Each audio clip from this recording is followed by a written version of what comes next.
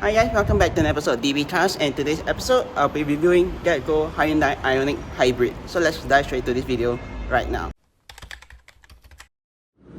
Alright then, so here is guys the GetGo Hyundai IONIQ Hybrid. So basically in this video I'll be going through with you guys what are the difference between the hybrid and the EV itself. That's also the difference between this car and the EV car that I reviewed last year itself. So before I dive straight to that, let me just show you guys some damages for this car, right? So the main three damages for this vehicle that's quite obvious is this one right down at the bottom, and the big one which is right here itself is used as hit to the side of the front, the rear bumper itself, which that has already been reported to GetGo itself.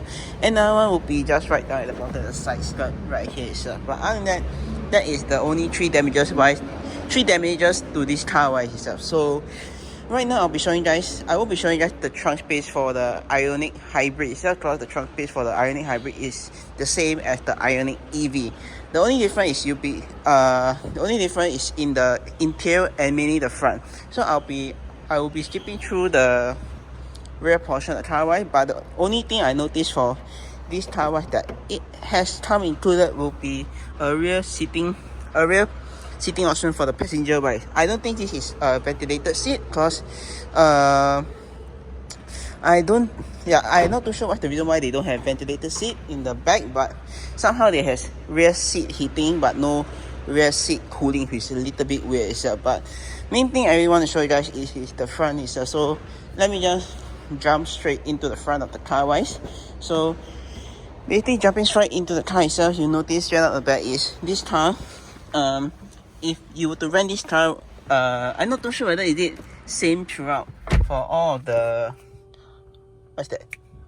IONIQ Hybrid fleet, but this has the highest trim level for this car that I'm reviewing right now itself. So basically my IONIQ EV that I rented, there isn't that many Porsche option that come included. Same for the, if I remember correctly, the Choa Hybrid has cooling seat, has sunroof, but the Choa EV and the IONIQ EV that I rented doesn't have that option, which is a little bit weird itself. But main thing right now, you guys are seeing the interior of the dashboard of the IONIQ itself. So basically the dashboard is basically the same throughout. It's the same as the EV and the hybrid itself. So no difference right here itself. Main difference is on the gears itself, which I'll later show you guys when I turn on the vehicle. But the main difference is right here itself, which you're looking at the center console itself. So as you guys know, this is an hybrid itself, so it's quite a old-fashioned gearbox itself. So hence they will need to have this gear selector, gear lever right here, if you can call it. So hence that's why this is how the layout look like for the hybrid.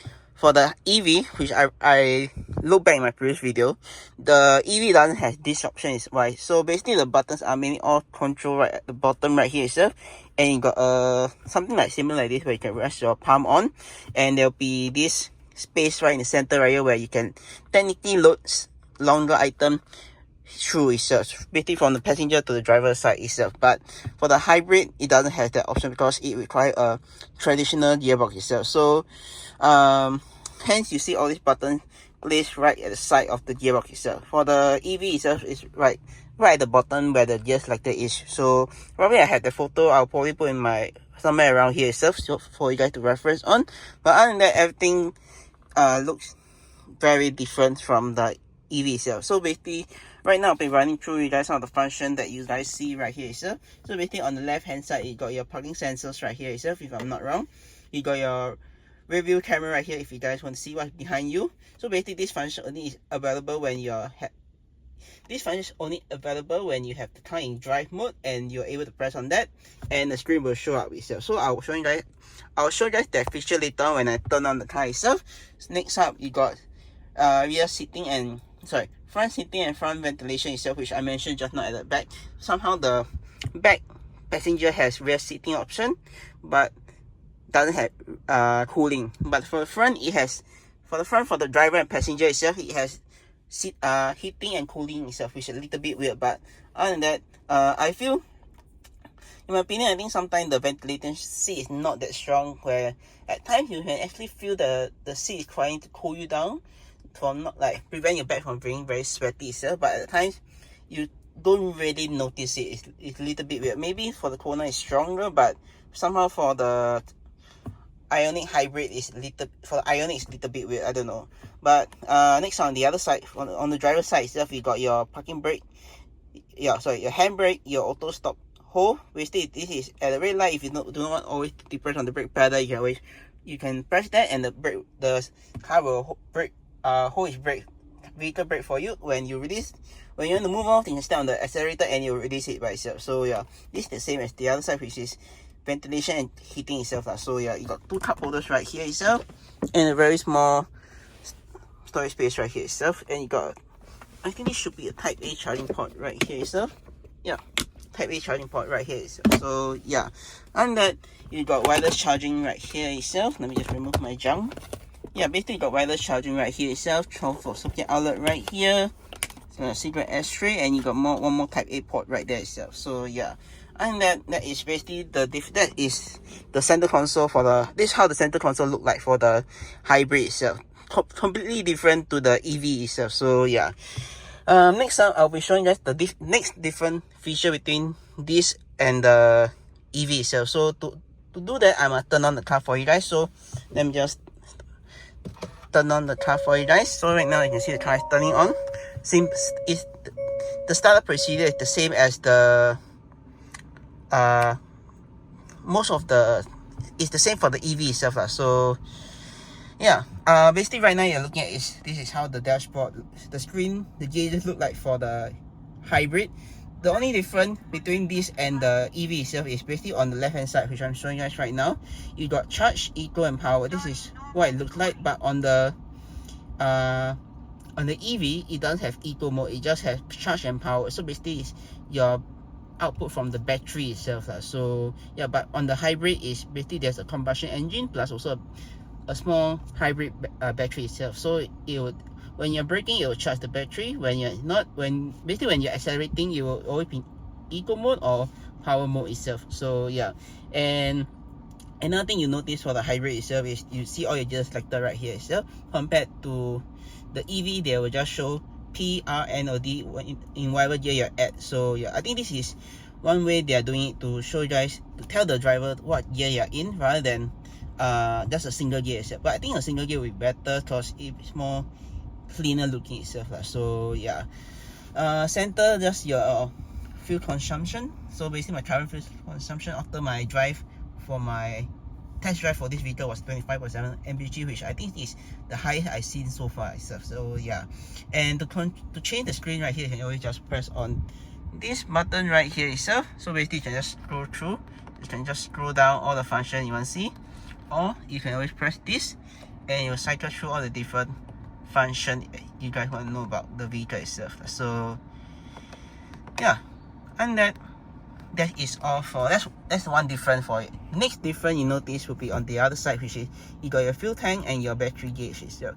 For the hybrid, you got a fuel tank itself right down there, but for the EV itself, just the battery gauge itself on the side, where normally this would be just the battery, but for the hybrid you get two of that together itself. So yeah, and also the battery work together in conjunction with the petrol power engine to basically you just switch between hybrid and battery power and combustion whenever it's the perfect driving situation itself. So yeah, that is the next difference between this and the EV itself. The last difference I would say is if you guys know, for the IONIQ EV itself, there's pedal shifters right here itself to adjust the regen, but for this is your pedal shifter to change the gear in whatever gear you're in. So basically the only way to play with the pedal shifter is when you select the car in drive. So basically all the way in drive, which you guys can see, and in sports mode. So sports mode, it just changes the screen right here itself from eco to sports itself. Then you can just shift the gear, whatever gear that you want. So 1, 2, yeah, but you're not able to change the gear manually when the car is not moving. The only way to do so is when the car is in motion itself. But to change back to normal mode, just shift to the left itself and the gear will go back to drive itself, go back to eco mode itself. So I think the only two modes that I discovered so far for this vehicle was eco and sport. I don't think there's a normal mode, which the EV has. Yeah, the EV has the IONIQ EV that I tested has 3 modes, which is normal, sport, and eco itself. For this there's only Eco and Sport which I discovered so far itself lah. So yeah, I don't see any button for drive mode selector so far on the car itself, but if you guys manage to find it, do comment in the section right down below itself lah. So yeah, all right, as promised, I'll show you guys this feature itself. So basically, you press the car in drive, just press on this and you show your reversing camera right at the back itself. So yeah, if you just want to close that, you can just press on this and you just go back to your Apple CarPlay or whatever thing that's loading up here itself. So yeah, other than that, you got your temperature gauge itself, which the EV doesn't has. So that's another thing. And last but not least, for this, if I remember correctly, this car, the EV doesn't has electric seats, if I remember correctly, because yeah, it's just a little bit weird why some of the things they are not standardized for throughout their fleet. So somehow the hybrid has all the better function has all the better add-on that the EV doesn't have, which I feel they should really add it in. So yeah, but for this, once you off the car and get out, the seat will technically move back for you to allow you to get better egress out to the car, and the same for getting in. So that's a good thing. The hybrid doesn't have that. The EV is just your regular old function, like you just lever right down below here, then just now lever right here itself. But for the hybrid, you got all the electronic controls right here itself. You want to adjust itself. So yeah, other than that, I think that is all that I can say that are different between, oh yeah, and the sunroof, which I had to show you guys itself. So to adjust the sunroof, just pull back on this, just one press, and it'll just open all the way out. Then you can just put your hand out. Same for the closing itself. So yeah, and just one more step, just close that, and it will just fully cover up. Other than that, I think that is all I can say that are different between the IONIQ EV and the IONIQ Hybrid itself. So yeah, if you guys enjoy the video itself, do always hit the subscribe button down below to see more videos like this, or click subscribe and to see my 2 other videos. And with that, I'll see you guys in my next video.